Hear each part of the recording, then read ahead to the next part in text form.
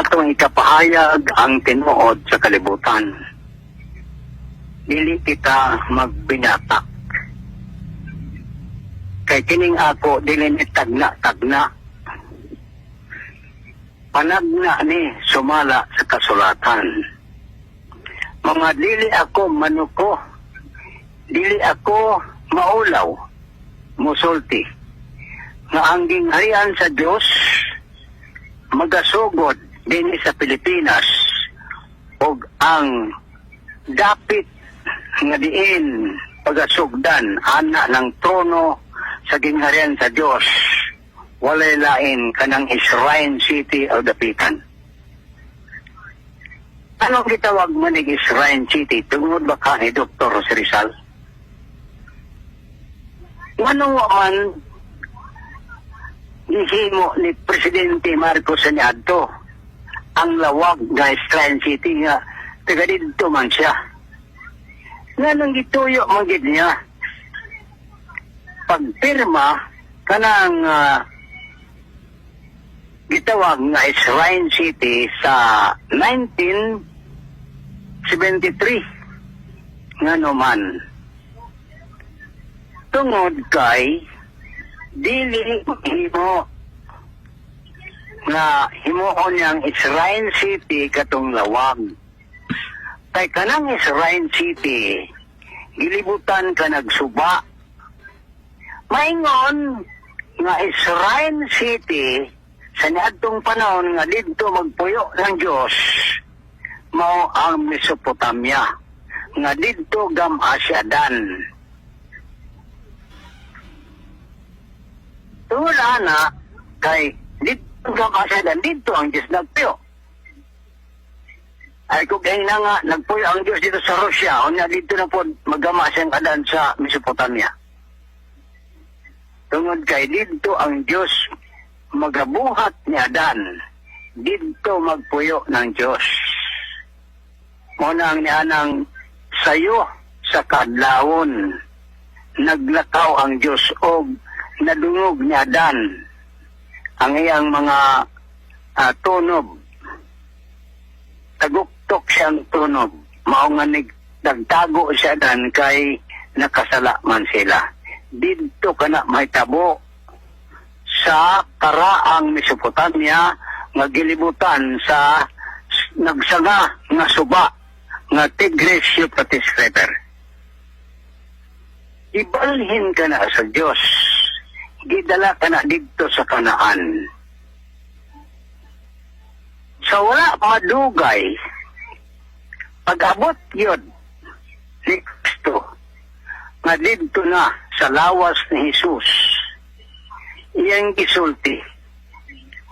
Ngayon sa wala dito mo makabasa sa kasulatan, na ang maong bato nga sa mga magtutukod sa likway, na himong ulang bato sa pamagang. Buhat kini sa Ginoo sa atong mga mata, makapahibulong gayud. Busa sultihan ko kamo. Nang gingharian sa Diyos pagakuhaon gikan kaninyo o gigahatag ngadto sa sakanasod nga magapamunga sa mga bunga ni ani. Sa ato pa, kanang gingharian sa Diyos naa sa nasod nga himong Kristiyanos. Kanos aman kana. Sa duha ka tuig, human, gimunyagan si Humabon. Yan ang 1521. Ihatag ang gingharian sa Diyos dinhi mismo sa Pilipinas ng 1523. Tungod kay momang kana ang tuig nga ang istorya sa Diyos dito sa Israel sa panahon ni Solomon nibalik. Na-repeat diya sa kanasod na nahimong Kristiyano sa 1523. Gikan sa 1523, musukod kag 40 katuig kay mo man ay sukod sa Ginoo. 40 katuig. Mao, nga ika 40 katuig niya na, mao ang 1563.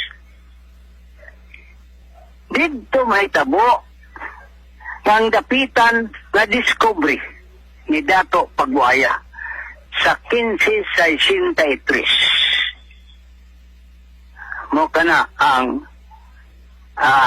panahon. Ikan sa 1563, muisip kag 309 na katuig, aron mainsakto ang 430 katuig nga atong gikuwag 40 katuig gikan sa 1523 aron sa 1563 madiscovery ni Dato Pagbuaya ang dapitan. O ka na hinungdan mga kaigsuonan. O nga dili ako maulaw, dili ako manuko sa pagsinggit nga ang Dapitan City mo ang syudad, balaang syudad nga anha magsugod ang gingharian sa Diyos. Sa tapabulahan kitang mga taga-dapitan, kamo jud nga mga lumad sa dapitan, bulahan gid kamo. Kay mao kamo ang napili sa Ginoo.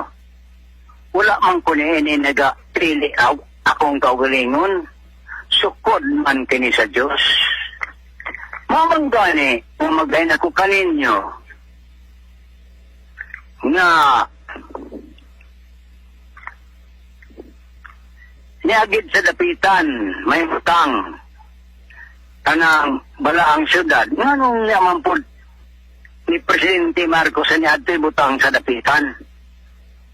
Tungod ba ka ni Dr. Rizal nga din himagpuyo? Unsa man di ay tuyo sa Ginoo nga ipapuyo man si Dr. Rizal din. Tungod ba kay matod pa sa istorya, mingaw ang dapitan? Pagkadaghan lugar sa Pilipinas nga mas mingaw pa sa dapitan. Ganun dituyo man, yun. Kaya mo may kakaungan karon sa kanang mga tao, bisan kamong taga-dapitan. Maghingon man nga si Dr. Rizal dinhi bilangguha sa dapitan kay mao kani ang mingaw nga dapit. Malisod ang pagsulod ani dinhi kay wa pa man to'y tulay sa niadtong panahon. Mo ba ka na ang hinungdan? Magay na ko kaninyo mga higala, mga suki nga tigpaminaw dinhi sa dapitan. Dili mo hinungdan kadto lamang pagkabilanggo ni Dr. Rizal hining mingaw nga dapitan sa niadtong panahon. Kay daghan pang lugar sa Pilipinas mas mingaw pa sa dapitan. Tungod kay ang Diyos naghuna-huna na nga ana gyud upuyo si Dr. Rizal niya nang dapit nga gilibutan sa suba nga nagasanga. Mo ka na hinungdan. Ay mo ka na ang bag-o nga Mesopotamia nga dito gama si Adan. Di manggod ka mumutuo nga si Dr. Rizal mo si Adan. Si Adan man ka to. Walang makaibalo. Mao nga dinhi dayon himoa ang balaang syudad. Maling luoya po din taon sa Ilocos na mo'y lugar ni Marcos. Nga namang wa man niya damag balaang syudad sa Ilocos. Kay dili man kadto mao ang bag-ong Mesopotamia. Mao kani ang hinungdan, mangkrigsuonan. Munang akong itebalo kaninyo. nga bulahan ang tinuod nga tagadapitan. Apan hinumdumibian ninyo nga ang Diyos nag-ingon nga daghan unya ang magabot gikan sa sidlakan o sa kasadpan nga manglingkod sa kananan uban ni Abraham, ni Isaac ug ni Jacob diha sa gingharian sa Dios. Apan ang mga anak sa gingharian pag-aabugon ngadto sa walay katapusan kangit-ngit sa guwa. May tabo ya kani mga kaigsuonan, may tabo sa walay mga adlaw. Musugot ka kamong mga tagadapitan yun. Kaya di mamumutuo nga niya sa dapitan magsugod. Musugot ka mo nga bugo no ato sa katapong wal katapusan kangit ni Tagwang Menterio man ka na. Kinsay mo sugot ninyo ani?